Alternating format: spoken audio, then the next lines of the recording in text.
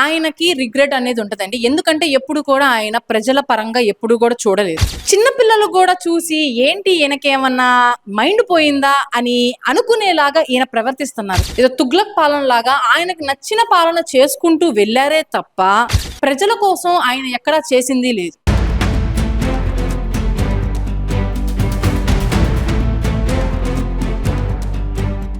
అమ్మ నమస్తే. నమస్తే అండి.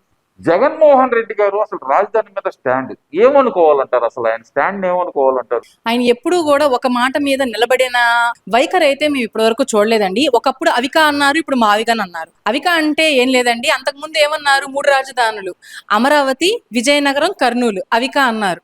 సో ఆ తర్వాత ఆ 3 రాజధానులు ఎటుపోయినాయో కూడా ఆయనకి తెలియదు, మనకి తెలియదు, ఎవరికి తెలియదు. ఇప్పుడేమో అప్పుడు 3 ప్రాంతాలు, ఇప్పుడు 3 ఊర్లని కలిపి అక్కడి నుంచి ఇక్కడికి వచ్చారు. మావి గన్ అంట, జగన్ మావి గన్ అని చెప్పేసి ఇప్పుడు మావి గన్ అంటున్నారు. సో మరి ఆయన మానసిక సంతులన ఎలా ఉందో ఒక్కసారి అందరికీ కూడా డౌట్ వస్తుంది అనమాట. ఎందుకంటే ఒక రాష్ట్ర మాజీ ముఖ్యమంత్రి అయ్యుండి రాష్ట్రాన్ని మొత్తాన్ని కూడా రిప్రజెంట్ చేస్తూ ఆయన మాట్లాడుతూ ఆయన చేసే వ్యాఖ్యలు కావచ్చు, చేష్టలు కావచ్చు, నిజంగా ప్రతి ఒక్కరికి కూడా ప్రశ్నార్థకంగా మారుతుంది. ఎందుకంటే రాష్ట్ర భవిష్యత్తు ఒక రాజధాని మీద డిపెండ్ అయి ఉంటుంది. రాష్ట్రం యొక్క ఎదుగుదల రాజధాని మీద డిపెండ్ అయి ఉంటుంది. రాష్ట్రాన్ని రిప్రజెంట్ చేసేది ఒక రాజధాని. రాష్ట్రంలో ఉన్న ప్రజలందరినీ కూడా ఒక పుట్టిల్లు లాంటిది రాజధాని. అలాంటి రాజధాని మీద ఆయన జోక్గా ఆ ఇష్యూని చాలా లైట్ గా తీసుకొని కాసేపు అవిక అని, కాసేపు మావికన్ అని, అసలు కాసేపేమో రాష్ట్రానికి రాజ్యాంగంలోనే రాజధాని ఉండాలని ఎక్కడ రాసుంది,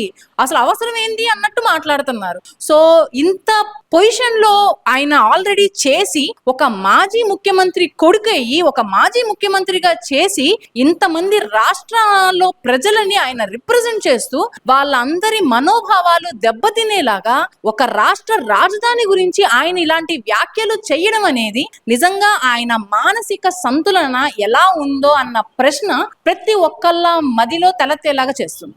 నిజంగానే అసలు ఎలా చూడాలి? ఆయన గతంలో చూసాము, ఎక్కడే ఇల్లు కట్టుకున్నాను నేను, చంద్రబాబు నాయుడుకి ఇల్లు లేదు అన్నాడు. ఢిల్లీని తలదన్నే రాజధాని కడతా అన్నారు. సరే కట్టలేకపోయారు, 3 రాజధానులు అన్నాడు. 3 ప్రాంతాల్లో ఇటుక బిల్ల పెట్టలేదు. ఇప్పుడు మావి గన్ అంటే అందులో గన్నుంటే జగన్ గుర్తొస్తున్నాడు కాబట్టి మీ ఇష్టం వచ్చిన పేరు పెట్టుకోండి, కానీ ఇదే రాజధానికి ఏంటి అంటున్నాడు. ఏంటంటారు? కొంచెం కూడా ఆయనకి రిగ్రెట్ అనేది అనిపించలేదు అంటారా? ఆలోచించి మనస్సాక్షితో ఆలోచించి ఒకవేళ ప్రజల సిచ్యువేషన్ లో ఉండి వాళ్ళ కోణంలో ఆలోచిస్తే ఆయనకి రిగ్రెట్ అనేది ఉంటదండి. ఎందుకంటే ఎప్పుడు కూడా ఆయన ప్రజల పరంగా ఎప్పుడు కూడా చూడలేదు. ఏదో తుగ్లక్ పాలన లాగా ఆయనకు నచ్చిన పాలన చేసుకుంటూ వెళ్ళారే తప్ప ప్రజల కోసం ఆయన ఎక్కడా చేసింది లేదు. ఆయన ఏం చేయాలనుకుంటున్నారో అదే చేస్తున్నారు. 10 పైసలు చేసి రూపాయి ప్రచారం చేస్తున్నారు. ఆ ప్రచారం చూసి ప్రజలందరూ నిజంగా ఏదో జరిగిపోయిందని నమ్మి అపోహల్లో బతుకుతున్నారు. కానీ అక్కడ లబ్ధి చెందింది 10 మంది అయితే వీళ్ళు లక్షల మంది లబ్ధి చెందినట్టు ఏఐలో చూపించినట్టు చూపించి వాళ్ళ సొంత డబ్బా కొట్టుకొని ప్రచారం చేయడమే తప్ప వాస్తవాలు ఎంతవరకు ఉన్నాయి, వాస్తవాలు ఏంటి అనేది ప్రజల్లోకి వస్తే మాత్రమే, ఎవరైతే బాధితులు ఉన్నారో వాళ్ళని చూస్తే మాత్రమే తెలుస్తుంది. ఇలాగే రాజధాని విషయంలో ఎలాగైతే జోక్ చేస్తున్నారో అలాగే యూనివర్సిటీ పేర్లు కూడా చేసి అంతకు ముందు ఎలాగా విద్యార్థులందరినీ కూడా ఇబ్బంది పెట్టారో అందరం చూసాం.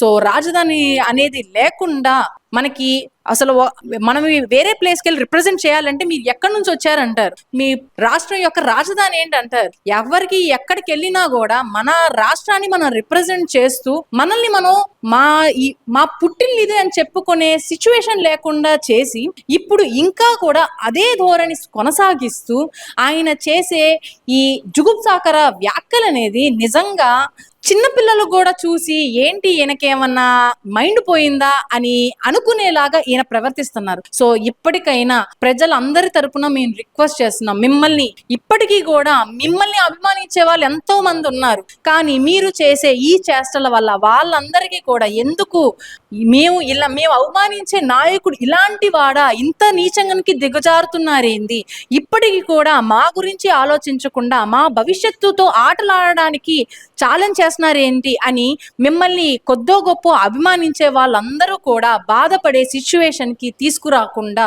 ఇప్పటికైనా ఆలోచించండి, ప్రజల కోణంలో ఆలోచించండి అని రిక్వెస్ట్ చేస్తున్నాను. ఇక్కడ ఆయన మాత్రం ఒక విధంగా గత 2 రోజుల నుంచి చూస్తున్నాం, మహిళల గురించి వాళ్ళ ఏదైతే అనక ఆత్మ గౌరవం గురించి వైసీపీ నాయకులు పాపం బాధపడుతున్నారు.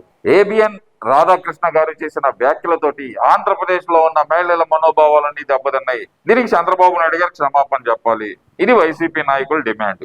ఏదైనా డిమాండ్ లో కొంచెం అనే న్యాయం ఉండాలండి. ఇప్పుడు ఏబిఎన్ కి చంద్రబాబు గారికి సంబంధం ఏంటండి? ఇప్పుడు మీ సాక్షి పేపర్ లో ఆ ఆడవాళ్ళ గురించి ఇంత నీచంగా మాట్లాడినప్పుడు అమరావతి మహిళలందరినీ కూడా మీరు ఎలాగైతే వేశ్యలతో పోల్చారో ఇన్ని మాటలు మాట్లాడి వాటికి దేనికి కూడా మీరు రెస్పాన్సిబిలిటీ తీసుకోకుండా ఇన్నిన్ని పనులు చేసి ఇప్పుడు అసలు చంద్రబాబు గారికి ఏబిఎన్ కి సంబంధమే లేకుండా ఇప్పుడు ఏబిఎన్ లో జరిగిన కొన్ని వ్యాఖ్యల్ని తీసుకొచ్చి దానికి రెస్పాన్సిబిలిటీ తీసుకొని చంద్రబాబు నాయుడు గారు క్షమాపణలు చెప్పాలి, లేదంటే వాళ్ళేంటి ఆడవాళ్ళని మేము టార్గెట్ చేస్తాము, వాళ్ళ గురించి నీచంగా మాట్లాడుతున్నాము అని చెప్పేసేసి వీళ్ళు బయట మాట్లాడాలి అంటే కొంచెమైనా సిగ్గుండాలి.